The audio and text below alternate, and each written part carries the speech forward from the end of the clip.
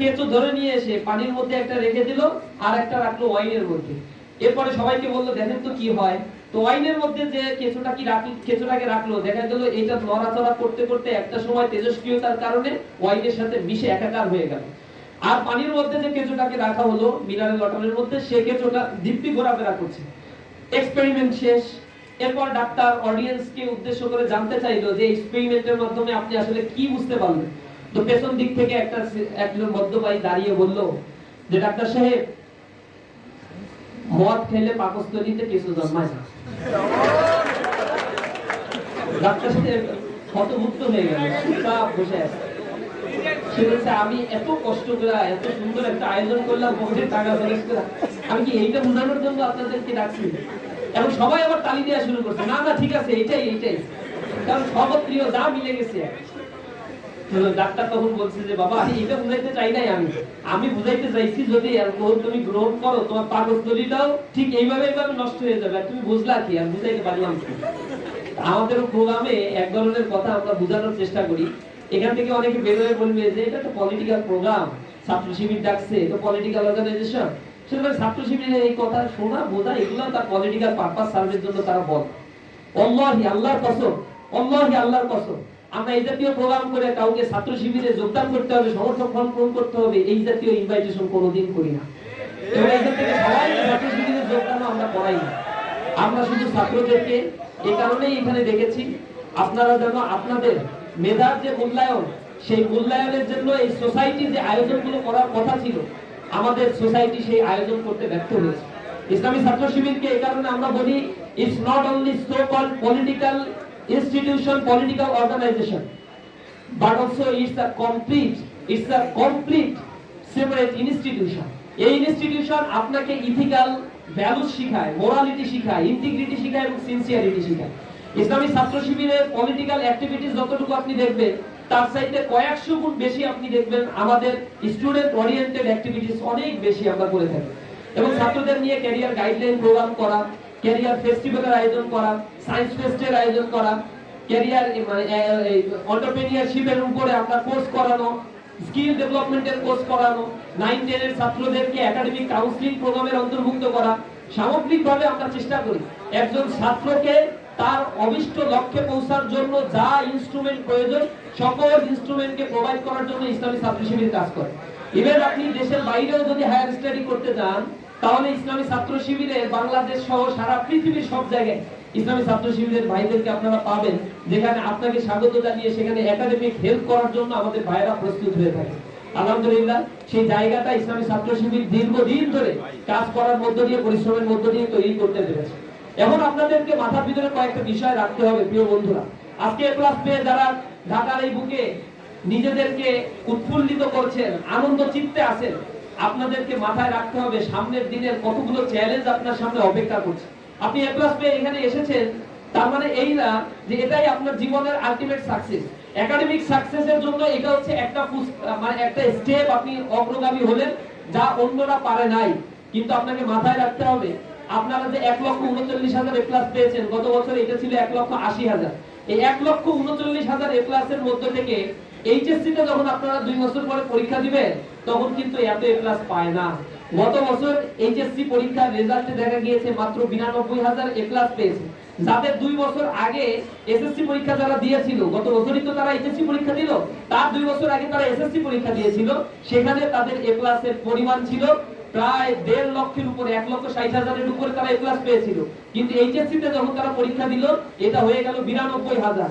বিগত 17 বছরের স্ট্যাটিস্টিক যদি আপনারা একটু ঘাটেন, তাহলে দেখতে পাবেন এসএসসি তে যারা এ প্লাস পায় তাদের একটা বড় অংশ এইচএসসি তে গিয়ে আর এ প্লাস পায় না। মোর দ্যান 40% স্টুডেন্ট যারা এইচএসসি তে গিয়ে আর এ প্লাস পাচ্ছে না। এটার কারণটা কি আসলে?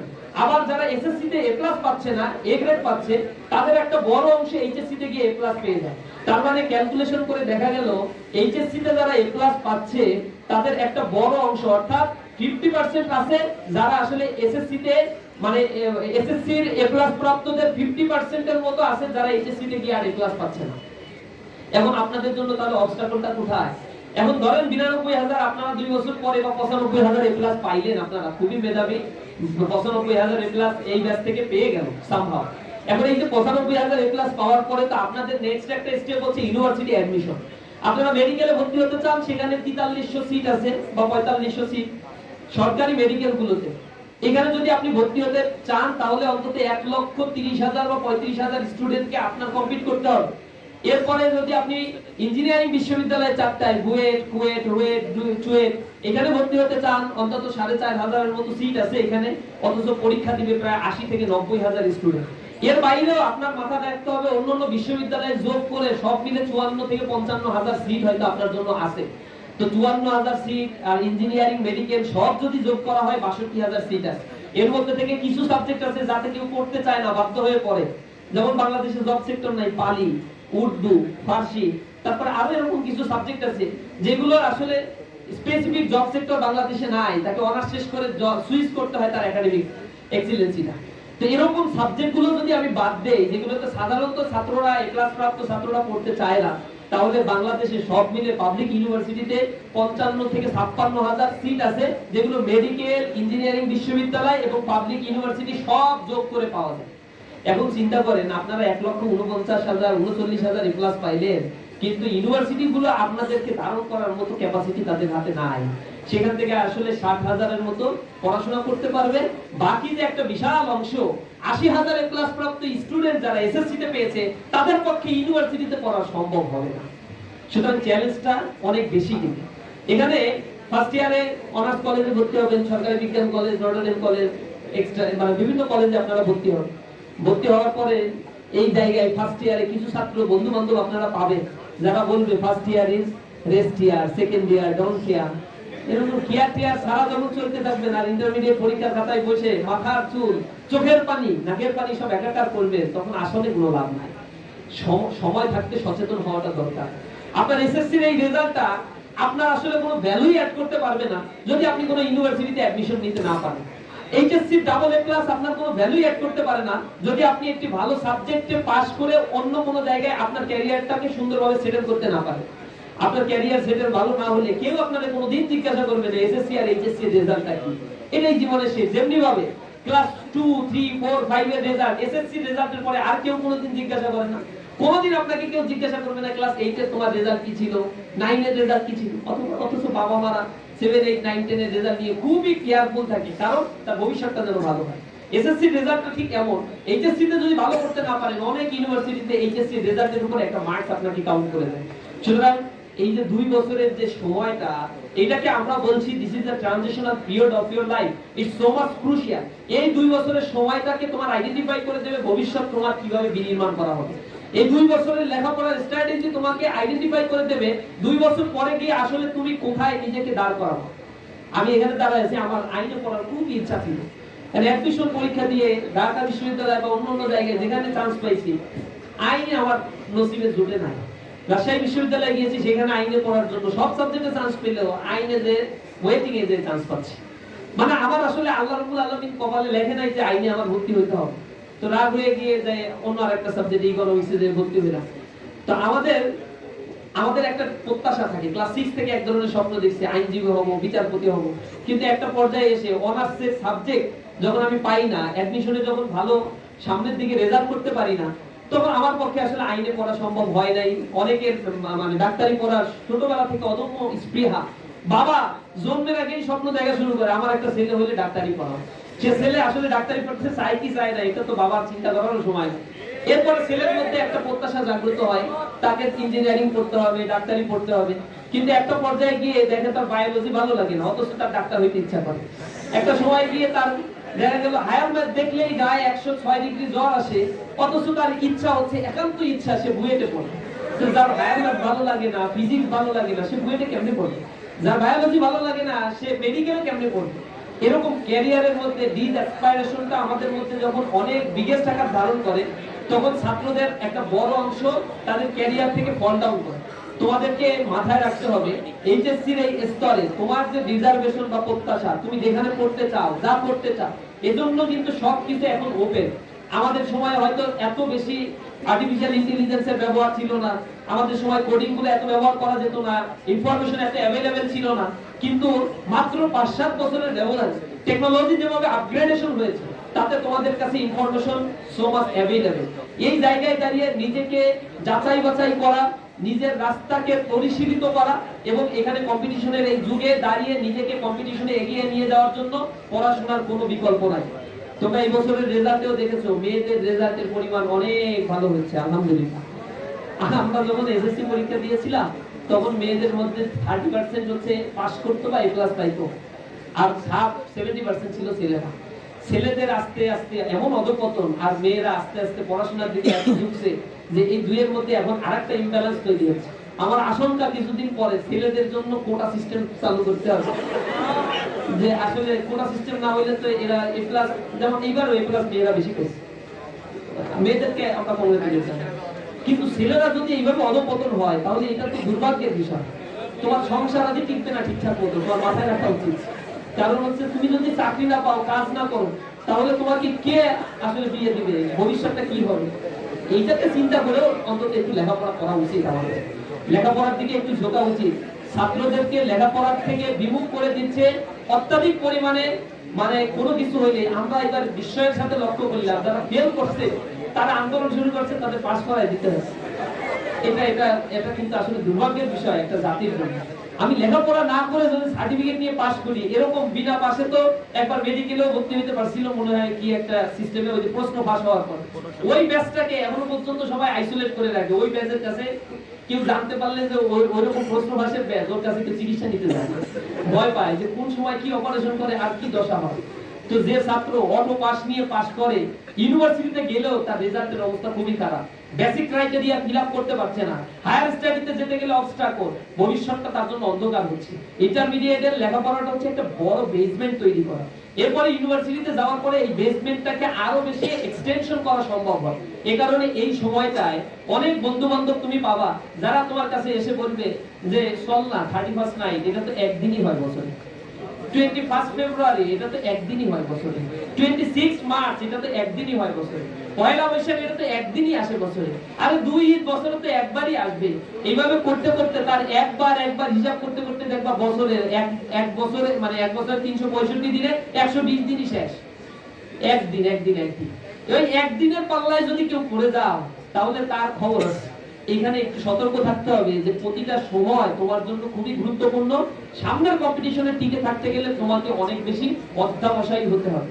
পরিশ্রম যদি না করো, নিজেকে যদি আইডেন্টিফাই করতে না পারো, সামনের চ্যালেঞ্জগুলোকে যদি আইডেন্টিফাই করতে না পারো, একটা সময় চলে গেলে চোখের পানি ফেলেও কোনো লাভ নাই, তোমার পাশে আসলে কাউকে পাবা না। মাথায় রাখবা, আমরা যখন ইন্টারমিডিয়েটে পড়ছি তখন ওই যে অনেক বন্ধু ছিল ক্লাসে 150 স্টুডেন্ট, কারোর সাথে কোনো এখন আর যোগাযোগ নাই। কারণ আমি যে ভার্সিটিতে পড়ছি ওইখানে আসলে আমার সাথে আর কেউ আমার ক্লাসের কেউ চান্স পায় না, যার ফলে আর সম্পর্কটা কাট অফ হয়ে গেছে অনেকটা। কতদিন তাদের সাথে ব্যয় করেছি, ক্লাস ফাঁকি দিয়ে নিয়ে চলে গেছে খেলাধুলা করার জন্য। তো এত বন্ডিংসটা আমাদের মধ্যে ছিল, কিন্তু ইউনিভার্সিটিতে যখন চান্স পেলাম তখন আমার আবার ফ্রেন্ড সার্কেল আলাদা। আমার প্রত্যাশা আবার অন্য লেভেলের সাথে, যে না ওদের সাথে সম্পর্ক রাখলে আমার সামনের দিকে ভবিষ্যৎ ভালো। যারা নিচের দিকে ফল ডাউন করছে তাদের সাথে আর কেউ কোনোদিন সম্পর্ক রাখে না। এগুলো হচ্ছে সাময়িক সময়ের জন্য একটা বন্ডিংস তৈরি হয়। এই বন্ডিংস গুলোকে আমরা যেন এমন না করি আমার ক্যারিয়ারের জীবনের সময়গুলোকে আস্তে আস্তে আস্তে আস্তে নষ্ট করে ফেলি। সময়টা খুবই মূল্যবান বস্তু। হাসান বসরি রাহিমাহুল্লাহ বলেছেন সময়টা হচ্ছে একটা ধারালো ছুরি, যদি তুমি তাকে কাটতে না পারো তাহলে এই সময় একদিন তোমাকে কেটে চৌচির করে ফেলবে।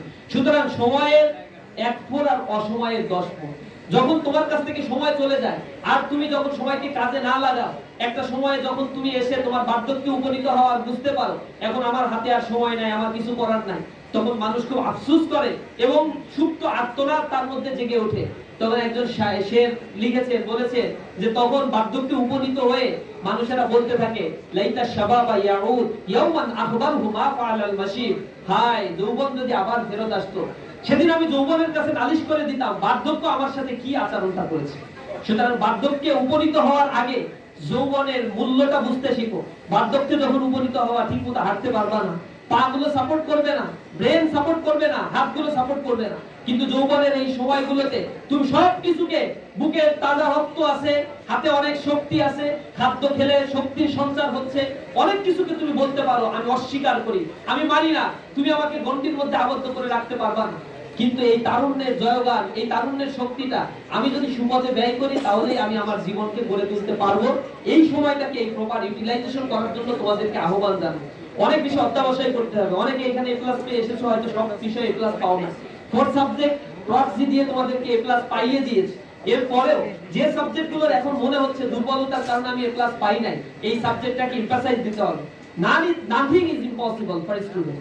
আমাদের যে বই খাতাগুলো পড়ানো হয়, এই বই খাতা আসমান থেকে ওহী নাজিল করে হিব্রু ভাষায় কোনো ফেরেশতা নিয়ে আসে না। যে বইগুলো আমরা পড়ি এগুলো বাংলায় লেখা, এগুলো আমাদেরই কোনো ভাই লিখেছেন যিনি এই বাংলাদেশেরই নাগরিক, আর যিনি লিখেছেন তিনি এলিয়েন না, জেল ভাষায় লিখেছেন, তার মেধা দিয়ে লিখেছেন। আমার পক্ষেও সম্ভব সেই জিনিসটা অ্যাকুয়ার করা। এজন্য কোনো কিছুকেই দুঃসাধ্য এটা মনে করার কারণ নাই।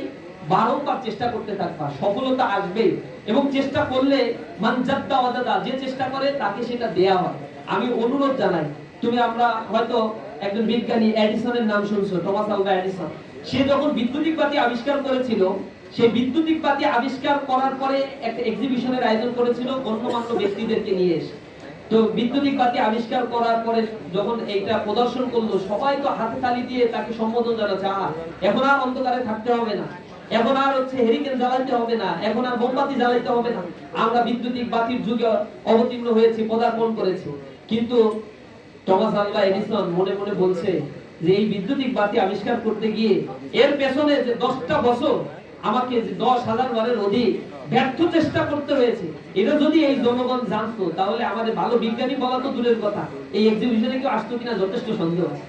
কিন্তু দিনের পর দিন ল্যাবে বসে আমাকে এই এক্সপেরিমেন্টটা করতে হয়েছে, আমি হাল ছাড়ি না।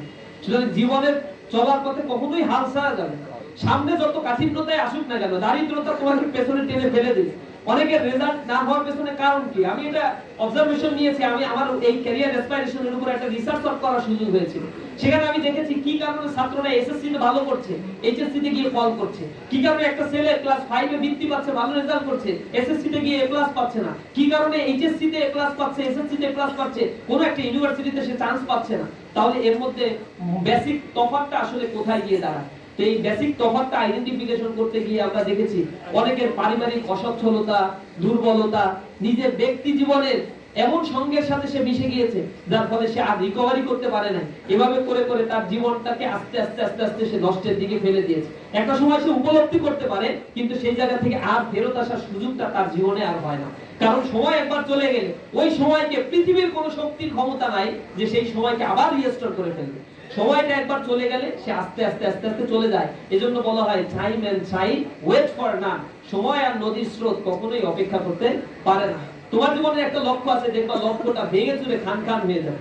আমরা ওই নেপোলিয়ান বোনাপার্টের গল্প তোমরা শুনেছো, ফরাসি বিপ্লবের শিশু বলা হয়।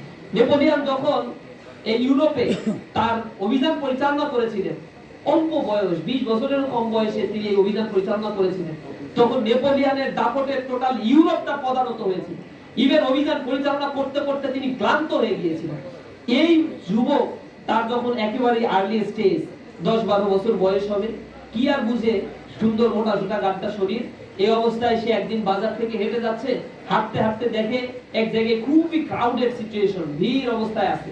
তখন সে দেখলো যে এর ভিতরে একজন জ্যোতিষী মানুষের হাতের রেখা দেখে দেখে বলে দিচ্ছে ভবিষ্যৎ কি হবে। তখন নেপোলিয়ান মাথা দিয়ে ঠেলে ওই ভিড়ের মধ্যে ঢুকে যায়, বলছে, আঙ্কেল আঙ্কেল প্লিজ আমার হাতটা একটু দেখে বলেন তো আমার জীবনে আমি সফলতা অর্জন করতে পারবো কিনা। তখন নেপোলিয়ানের হাত দেখে জ্যোতিষী বলছে যে তোমার হাতের রেখা বাবা এখান থেকে বাঁকা, এটা যদি এইভাবে সোজা হইতো তাহলে তোমার ব্যাপারে চিন্তা করা যেত, কিছু একটা তুমি করবা।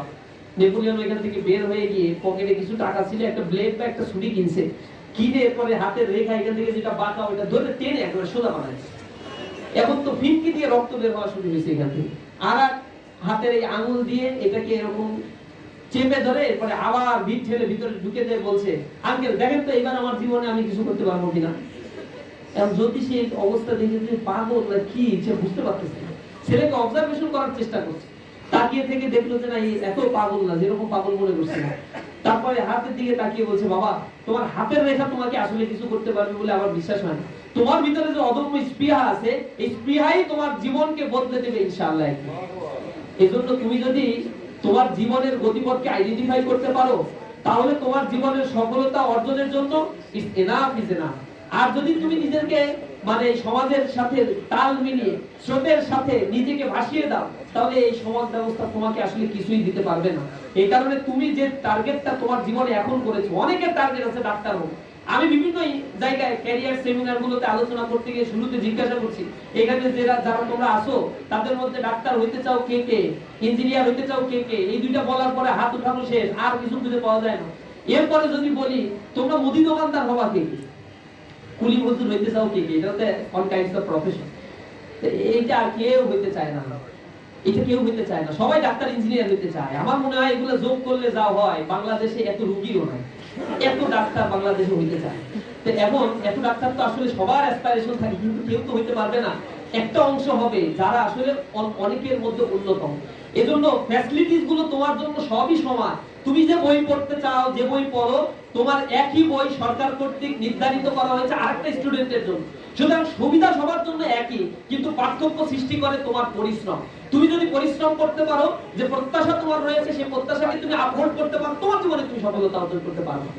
সক্রেটিসের একটা গল্প প্রায় বলি। তিনি বলেছেন, একটা সেমিনারে এরকম আলোচনা করছেন, একটা ছেলে খুবই আগ্রহী হয়ে সেমিনার শেষে দাঁড়িয়ে সক্রেটিসের কাছে বলছে, একবারে 14-15 বছর বয়স, বাবরি কাটা চুল, সুন্দর চেহারা, গিয়ে বলছে যে uncle, can you tell me how can I success in my life, I want to be a successful person in the world.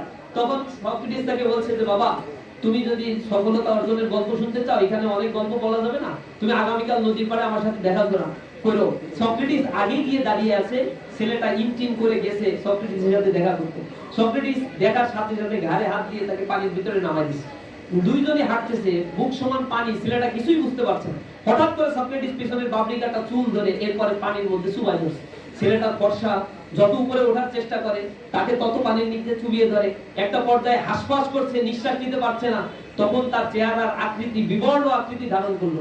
Socrates দেখলো যে আর কিছু সময় যদি তাকে পানির ভিতরে রাখি, তার সাবলীলা সাঙ্গ হবে। সুতরাং তাকে উঠানোর পরে ছেলেটা কতক্ষণ হাঁসফাঁস করে নিঃশ্বাস নিচ্ছে।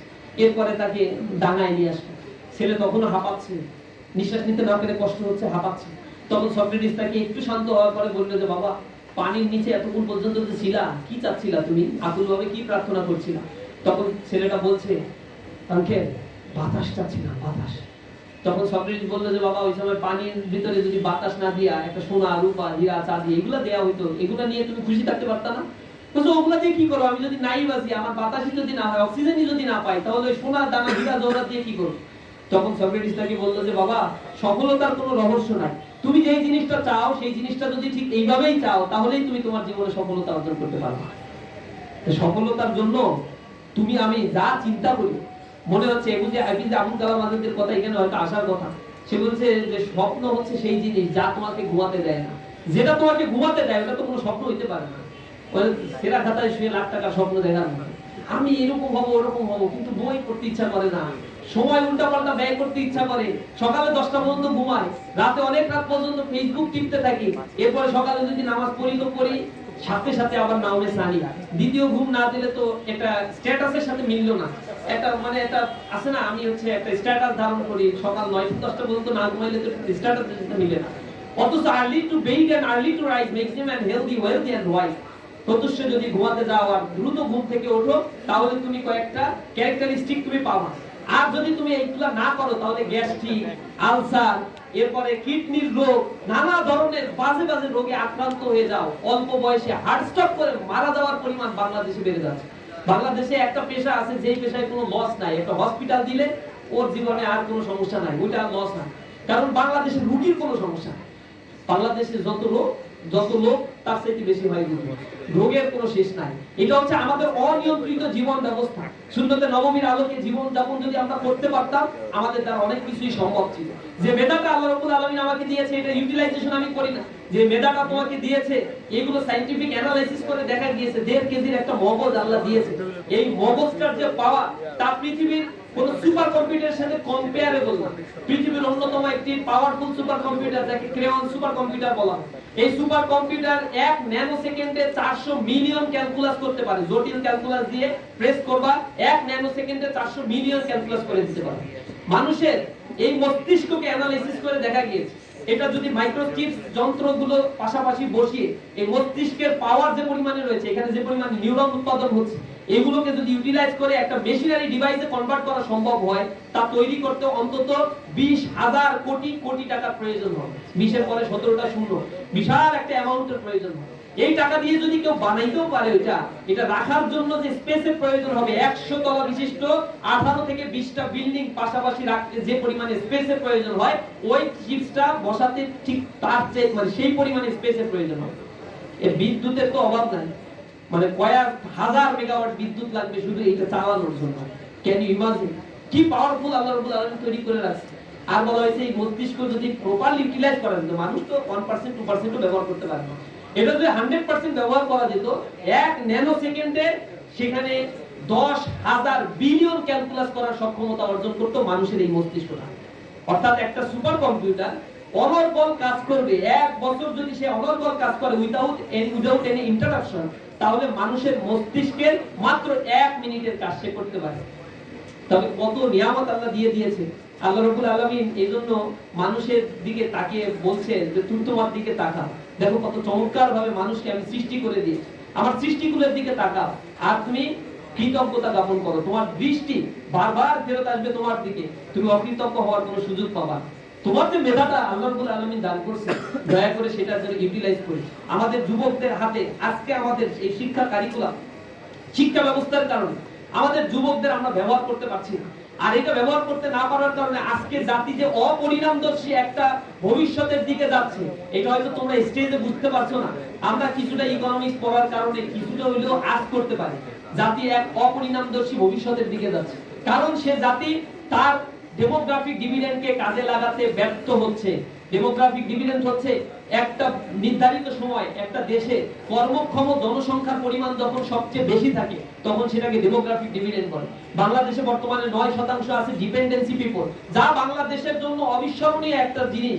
এটা আবার বাংলাদেশ পাবে 100 বছর পরে কি 100 বা 80 বছর পরে গিয়ে এই সিচুয়েশন পায়। পৃথিবীর যে দেশ এই ডেমোগ্রাফিক ডিভিডেন্ড পায়, সেই দেশ যদি এই ডেমোগ্রাফিক ডিভিডেন্ডকে ইউটিলাইজ করে, তাহলে তারা সুপার পাওয়ারে পরিণত হয়। তুমি তাকাও আমার পার্শ্ববর্তী সিঙ্গাপুরের দিকে, হংকং এর দিকে, চায়নার দিকে, মালয়েশিয়ার দিকে, এরপরে স্ক্যান্ডিনেভিয়ান দেশ, সুইডেন, ডেনমার্ক, জাপান, জার্মান, ওই দেশগুলো কেন উন্নতির স্বর্ণশিখরে আরোহণ করেছে?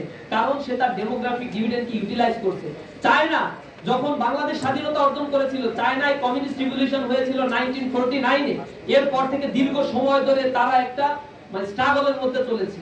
এরপরে তারা 1976 সালে যখন মাও সেতুং এর মৃত্যু হলো, নতুন একটা অর্থনৈতিক বন্দোবস্তের ডাক দিয়ে যে জিয়াওপিং তিনি ক্ষমতায় আসলেন।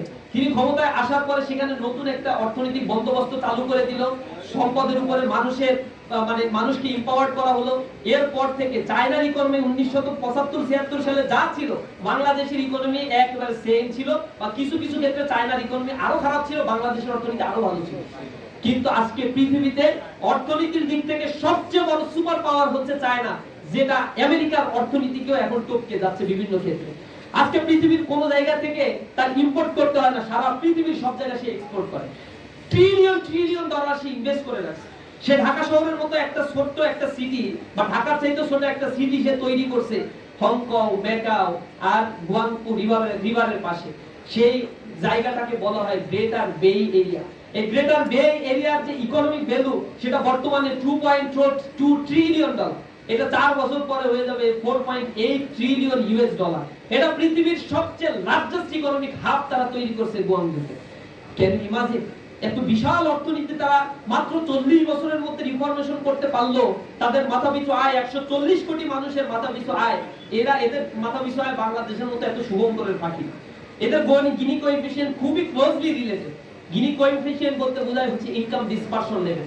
অর্থাৎ আমার ইনকাম হচ্ছে 5000 টাকা, 10000 টাকা, ওই ভাইয়ের ইনকাম হচ্ছে 1 লাখ টাকা। তো দুইজনেরটা যোগ করলাম 1,10,000 টাকা, 2 দিয়ে ভাগ দিয়ে দিলাম, দুইজনের মাথাপিছু আয় হচ্ছে 55,000 টাকা। অথচ ও হচ্ছে রিকশায়ও চড়তে পারে না, আর আরেকজন হচ্ছে এসি রুমে ঘুমায়। এই হচ্ছে শুভঙ্করের ফাঁকি। এগুলো হচ্ছে 2882 মার্কিন ডলারের ব্যাকগ্রাউন্ডের হিসাব। 5% মানুষের কাছে দেশের 80% সম্পদ জিম্মি হয়ে আছে। Can you imagine?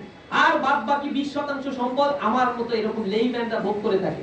এটা যদি প্রপার ইউটিলাইজেশন হতো, পুঁজিবাদী অর্থনৈতিক ব্যবস্থা যদি আমরা অ্যাবলিশ করে দিয়ে কল্যাণমুখী ওয়েলফেয়ার স্টেট সিস্টেম আমরা ডেভেলপ করতে পারতাম, তাহলে এই দেশের মধ্যে এত বৈপরীত্য, এত করাপ্টেড পিপল, এত ছিনতাইকারী, এত রাজনৈতিকভাবে করাপ্টেড পিপলের জন্ম হতো না।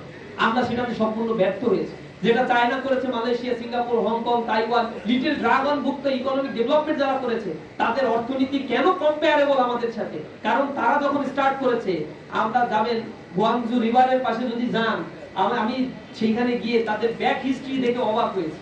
1978 সালে গুয়াংজু রিভার, চায়নার সবচেয়ে বিশাল এক নদী, সেটার যে অবস্থা ছিল বাংলাদেশের বুড়িগঙ্গার সাথে তুলনা করলে কোনো অংশে কম না, বরং বুড়িগঙ্গা তৎকালীন সময় আরো ভালো ছিল। আর আজকে সেখানে গেলে চোখ ধাঁধানো ডেভেলপমেন্ট দেখলে আসতে ইচ্ছা করবে। তার পাশেই বিশাল 100-150 তলার বিল্ডিং বানায় রাখছে তারা।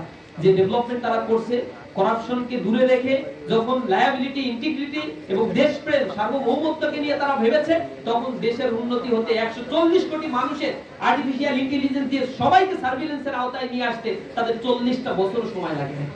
আমাদের দেশে উন্নতি করতে ছোট্ট একটা ভূখণ্ডে 5 বছরের বেশি সময় লাগার কথা। কিন্তু প্রবলেম হলো, এদেশের যুব শ্রেণীকে যেভাবে ইউটিলাইজ করার দরকার ছিল, যেভাবে এম্পাওয়ার করার দরকার ছিল, তাদের মধ্যে চাকরি পাচ্ছে না। 40 লাখ বেকার বাংলাদেশে এখন পর্যন্ত আছে, যাদেরকে পিওর আনএমপ্লয়েড বলা হয়। অনার্স মাস্টার্স পাশের পরে তারা চাকরি পাচ্ছে না। 40 লাখ বেকার রাইট নাও। কিন্তু আমরা যদি আরেকটি হিসাব করি, যেটাকে ডিসগাইজ আনএমপ্লয়েড বলে, সত্য বেশি বেকারত্ব। আপনার চাকরি করার ক্যাপাসিটি আছে 20,000 টাকা, আপনাকে এই দেশ চাকরি দিচ্ছে 12,000 টাকা হায়ার করছে, আপনি বাধ্য হচ্ছেন চাকরি নাই, তাই আপনার ক্যাপাসিটিকে ডাউন করে আপনি 12,000 টাকা চাকরি করতেন। ওই যে 8,000 টাকা আপনি অতিরিক্ত পাওয়ার কথা, কিন্তু সোসাইটি আপনাকে বঞ্চিত করছে। এটাকে বলা হয় ডিসগাইজ আনএমপ্লয়েড। সত্য বেশি বেকারত্ব সৃষ্টি করে রাখছে, অর্থাৎ প্রত্যাশা অনুযায়ী প্রাপ্তি হচ্ছে না, দক্ষতা অনুযায়ী তাদেরকে সেটেলমেন্ট করা সম্ভব হচ্ছে না। আমার দেশ থেকে বিদেশে 1,55,00,000 মানুষ ডায়াসপোরা হয়ে আছে। তাদের অধিকাংশই আবার যায় হচ্ছে গাড়ি মোছার জন্য, তার অধিকাংশ যাচ্ছে মানুষের ঘর মোছার জন্য। অথচ এদেরকে যদি ট্রেন আপ দিয়ে আমরা বিদেশে পাঠাতে পারতাম, বাংলাদেশের অর্থনীতির সবচেয়ে বড় আয়ের ক্ষেত্র এইটা আরো বেশি বড় আয়ের ক্ষেত্রে পরিণত হবে। আমাদের দেশে যদি রেমিটেন্স বন্ধ হয়ে যায়, আমাদের দেশে দুর্ভিক্ষ শুরু হয়ে যাবে 1 বছরের ব্যবধানে। শেখ হাসিনার সময় ফ্যাসিবাদী আমলে যখন তারা হচ্ছে ওই যে হত্যাকাণ্ড শুরু করলো, তখন বিদেশে ভাইরা হচ্ছে রেমিটেন্স পাঠানো বন্ধ করে দিল 2 সপ্তাহ। 2 সপ্তাহে দেশের যে অবস্থা, হাত পা ধরে বলছে আপনারা দয়া করে রেমিটেন্সটা পাঠান, আমরা দেখতেছি দেশে শান্তি অবস্থা বিরাজ করবে। এটা কেন বলছে? কারণ জানে রেমিটেন্স বন্ধ হয়ে গেলে আর কিছু চলবে না। $40 বিলিয়ন আমাদের দেশে প্রতি বছর রেমিটেন্স আছে, এখন আবার বেড়ে গেছে, এটা আরো আসবে। এই $40 বিলিয়ন একবার শুধু পিওর আয় এই দেশে হয়। আর বাংলাদেশে আয়ের সবচেয়ে বড় আরেকটা খাত হচ্ছে R&D sector, remittance garment sector. $22-23 billion এখান থেকে আয় হয়, কিন্তু তার মধ্যে অধিকাংশ হচ্ছে ফাঁকিটা হচ্ছে আমার দেশে মেশিনারি উৎপাদন হয় না, নিট ওয়্যার, ওভেন বা হচ্ছে কটন যেগুলো প্রয়োজন হয়, ডাইং এর জন্য যা প্রয়োজন হয়, এগুলো সব প্রোডাকশন হয় বাইরে। তো সব বাইরে থেকে আমাকে কিনে নিয়ে আসতে হয়, মেশিনারি কিনে নিয়ে আসতে হয়, শুধু বাংলাদেশে বসে এখানে একটু প্রসেসিং হয়। প্রসেসিং হওয়ার পরে আবার বিদেশে চলে যায় এটা বিক্রি করার জন্য, ইউরোপীয় ইউনিয়ন ভুক্ত দেশগুলো বা আমেরিকা আমার এখানে বিক্রি করতে হয়। তার মানে প্লাস মাইনাস করে আমি বিক্রি করি $20-22 বিলিয়ন, আর আমি কাঁচামাল র মেটেরিয়ালস কিনি $18 বিলিয়ন দিয়ে, প্লাস মাইনাস করলে $3 থেকে $4 বিলিয়ন আমার দেশে আসলে থাকে। এটা কি আসলেই খুব মিজারেবল কোনো অ্যামাউন্ট? না। বাংলাদেশের অর্থনীতিকে করাপ্টেড করে রাখা হয়েছে, শুধু একটা ক্ষেত্রেই শুধুমাত্র ইনভেস্টমেন্ট করে অর্থনীতিকে ফুলিয়ে ফাঁপিয়ে বড় করে দেখানো হচ্ছে। অথচ এই দেশে পর্যটন খাতকে অনেক বড় একটা খাতে পরিণত করা সম্ভব ছিল। বাংলাদেশের সবচেয়ে বড় পর্যটন এরিয়া বাংলাদেশে যেটি রয়েছে 155 কিলোমিটারের বিশাল লংগেস্ট সি বিচ, যা পৃথিবীর কোথাও না। এটাকে যদি ইউটিলাইজ করা সম্ভব হতো, এটাকে যদি সরকারিকরণ করা যেত, ন্যাশনালাইজেশন করে এটাকে যদি ইন্টারন্যাশনাল মানের একটা পর্যটন হাব তৈরি করা যেত, তাহলে এই জায়গায় যেভাবে রেমিটেন্স এইখানে যেভাবে আয় করা সম্ভব ছিল পর্যটন খাতে, অকল্পনীয়। মালয়েশিয়াতে আমি গিয়ে দেখছি যে 600 ফিট 700 ফিট উপরে কেবল কার দিয়ে আমাদেরকে নিয়ে যাচ্ছে, সেখানে আবার 20 তলা বিশাল পাহাড়ের উপরে 100 তলা 50 তলা 80 তলা তারা নির্মাণ করে সেখানে মানে তৈরি করে রাখছে বিশাল বড় বড় একটা শপিং মল, এরপর হচ্ছে বিনোদন কেন্দ্র। হাজার হাজার মানুষ, লক্ষ লক্ষ মানুষ সারা পৃথিবী থেকে সেখানে শুধু উপভোগ করতে যায়। এখানে দাঁড়ালে দেখা যায় মেঘের উপরে আমি দাঁড়িয়ে আছি, একদিকে মেঘ, একদিকে আবার এখানে সৌন্দর্য উপভোগ করছি, পাহাড়ের সৌন্দর্য, আবার এখানে থাকার জন্য হোটেলের ব্যবস্থা করে পুরো পাহাড় ব্যবস্থাগুলোকে তারা নিজেদের কন্ট্রোলে নিয়ে এসে আজকে ট্রিলিয়ন ডলার সেখান থেকে আয় করছে, মাথা পিছু আয় বেড়ে গেছে। আমার দেশে বান্দরবনকে এইভাবে করা যেত না। আমার দেশের খাগড়াছড়ি রাঙামাটিতে এত ন্যাচারাল রিসোর্স যেগুলো রয়েছে সেগুলো কি ইউটিলাইজ করা যেত না? কিন্তু আমার দেশের করাপ্টেড পলিটিক্যাল পার্টিগুলো তারা ক্ষমতায় যাওয়ার পরে দেশের কথা চিন্তা না করে নিজের আখের গুছানোর জন্য ব্যস্ত থাকে। অধিকাংশ রাজনৈতিক দলের নেতাদের দেখবেন তাদের ছেলে মেয়ে সব বিদেশে পড়াশোনা করে, নিজের ঠ্যাং একটা বাংলাদেশে থাকে আর একটা থাকে বিদেশে, দুইয়ের নাগরিকত্ব নিয়ে বসে থাকে তারা। আপনারা অবাক হয়ে যাবেন, বিগত আওয়ামী ফ্যাসিবাদের আমলে তারা 240 বিলিয়ন ডলার বাংলাদেশ থেকে শুধু পাচার করছে, করাপশনের হিসাব বাদ। 12টা ব্যাংক একটা কোম্পানির হাতে দিয়ে দিচ্ছে, পুরো দেউলিয়া করে ফেলছে ব্যাংকগুলো। ব্যাংক টেপ নিয়ে আর কোনো দেশ ফেরত দিচ্ছে না, তারা বিদেশে চলে গেছে। এখন ব্যাংক কি হবে না হবে, জনগণের টাকা সরকার দেবে কিভাবে, এগুলো নিয়ে সরকার ওরি। এখন এই ব্যাংকগুলোকে বাঁচিয়ে রাখতে গেলে সরকার তার বাজেট থেকে ব্যাংকে টাকা দিচ্ছে। আপনি বুঝতে পারতেছেন এটা কত রকম আমাদের সাথে প্রতারণা করে এই রাজনীতিবিদরা। আপনি ব্যাংকে টাকা জমা দেন, আপনার টাকা, ও হচ্ছে আগে ডাকাতি করতো মানুষ, ঘরের ভিতরে অস্ত্র ঠেকায় যা আছে নিয়ে চলে যেত। এখন যারা ডাকাতি করে এগুলোর জন্য আর অস্ত্র ঠেকানো লাগে না, একটা ব্যাংক বানাইলেই ডাকাতি মোটামুটি বন্দোবস্ত শেষ। একটা ব্যাংক বানাবে, এরপরে ব্যাংক যখন মানুষ এখানে এসে টাকা দিয়ে যাবে, টাকা সব নিজে উঠাবে, তার ছেলের নামে, মার নামে, বাপের নামে, আত্মীয় স্বজন, শালা পাড়া প্রতিবেশী, বউ সবার নামে লোন উঠায় হুইপুর এক একটা কোম্পানি খুলে এরপরে মানে হাজার হাজার কোটি টাকা তারা উইথড্র করে নিয়ে যাচ্ছে। ব্যাংক দেউলিয়া হয়ে পড়ে আছে। এখন টাকাটা জমা দিলেন আপনি, আপনার টাকা আবার সে নিয়ে নিল, এরপরে যখন সে চলে গেছে তখন এখন জনগণের টাকা আবার ব্যাংকে ফেরত দিতে হবে। তখন ব্যাংকগুলো ধার নেয় বাংলাদেশ ব্যাংকের কাছ থেকে, অথবা তারা যে দেউলিয়া হয়ে গেছে, দেউলিয়া ঘোষণা দেওয়ার পরে বাংলাদেশের বাজেট থেকে টাকা আবার এখানে বরাদ্দ দেওয়া লাগে। আর বাংলাদেশের টাকা কোথা থেকে আসে? এটা কি আসমান থেকে আসে? আপনার আমার ট্যাক্সের টাকাই তো, আপনার আমার রেমিটেন্সের টাকাই। ওইটা দিয়ে বাংলাদেশের বাজেটে টাকা জমা করে, বাংলাদেশের রেভিনিউ আয় হয়, আর ওইখান থেকে আবার ব্যাংকে দিয়ে ঘাটতি পূরণ করে। বুঝেন আপনার কাছ থেকে কয়বার কাটলো? একটা আপনার টাকা এদিক থেকে নিল, আবার ওদিক থেকে আপনি এইখানে দিলেন, এখান থেকে আবার নিল। এই হচ্ছে আমার দেশের রাজনীতির দশা। এরা মুখে মুখে অনেক বড় বড় লাগাম ছাড়া কথাবার্তা বলে, কিন্তু চাঁদাবাজি, দুর্নীতি, মানে সম্পদের পাহাড় করার ক্ষেত্রে এরা অনবদ্য সিস্টেম আবিষ্কার করতে পারে। আমরা দীক্ষা জানাই এরকম পলিটিক্যাল সিচুয়েশন। আমরা নতুন একটা বন্দোবস্তের কথা বলি, একটা সমাজকে গড়ে তোলার জন্য মেধাবীদেরকে জাগ্রত থাকতে হবে, করাপ্টেড ফ্রি হয়ে গড়ে উঠতে হবে। এখানে যারা বসে আছি আমরা 10 বছর পরে তো আমরা সোসাইটির বিভিন্ন স্টেপ গুলো ধরবো, কিন্তু দুর্ভাগ্য এই মানুষগুলোর মধ্যে কাউকে ঘুষখোর হিসেবে পাওয়া যাবে, কাউকে দুর্নীতিবাজ হিসেবে পাওয়া যাবে। কারো চেহারার দিকে তাকালে আর চেহারার বর্ণ আর আকৃতি বোঝা যাবে না। ঘুষ খেতে খেতে আর পেটের আকৃতির দিকে তাকাইলে মনে হয় যে পটকা বিশাল একটা আকৃতি ধারণ করছে, সব সম্পদের ভিতরে জিম্মি হয়ে থাকে। মাথায় রাখতে হবে, সরকারি চাকরি করে মানুষের সম্পদ যখন আমি লাগাম ছাড়া দুর্নীতি করি, আল্লাহ কোরআন শরীফে তাদেরকে বলেছে তাদের জন্য জাহান্নামের অতল গহ্বর আল্লাহ রাব্বুল আলামিন রেডি করে রাখছেন। মানুষের সম্পদ যারা খেয়ে এরকম বড় বড় মানে আকৃতি ধারণ করে, এই মানুষগুলো মানুষের সম্পদ খায় না, মানুষের রক্ত খায়। এই টাকাগুলো সে উপার্জন করে তার স্ত্রীর জন্য, তার ভাইয়ের জন্য, তার মায়ের জন্য যে সম্পদ কেনে, এগুলো মানুষের চোখের পানি, এগুলো কোনো সম্পদ নয়। এই পানি একসময় অভিশাপ হয়ে দাঁড়ায়। এ কারণে তারা গ্যাস্ট্রিক, আলসার, ক্যান্সার, নানা ধরনের রোগে আক্রান্ত হয়ে সংসারের মধ্যে অশান্তি বাসা বাঁধে।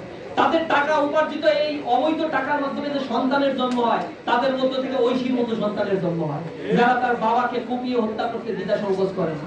মাদকের অর্থ খুঁজে না পাওয়ার কারণে, না দেওয়ার কারণে জবাই করে কুপায়ে কুড়াল দিয়ে কুপিয়ে এই গাজীপুরে সন্তানকে হত্যা করছে আমরা দেখছি। এরপর হত্যা করার পরে বাপ একেবারে নির্দয় সাক্ষী দিচ্ছে যে আমার সন্তানকে মেরে ফেলছি, এখন আর কি হবে, আমিও বাঁচলাম ও বাঁচলাম।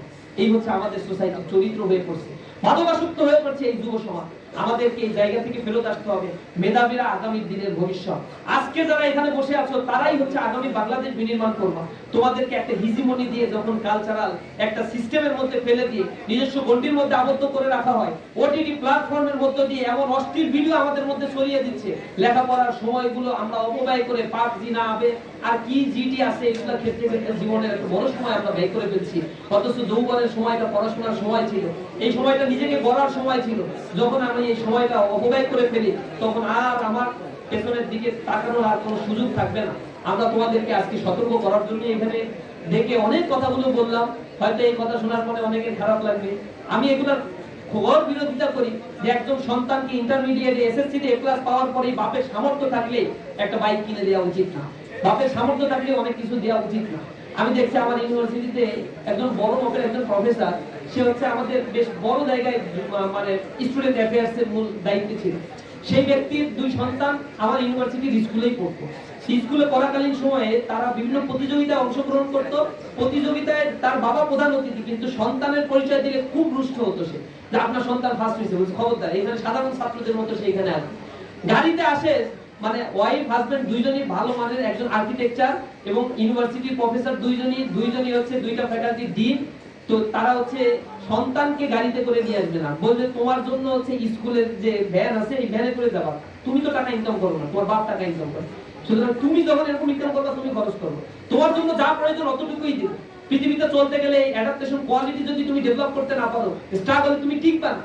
এই কারণে ওই যে একটা গানের মধ্যে আপনারা শুনছেন, কি একজনের করে ধন, এক পুরুষে করে ধন, আর এক পুরুষ খায়, আর এক পুরুষ আইসা দেখে খাবার কিছু নাই আমার তিন পুরুষ।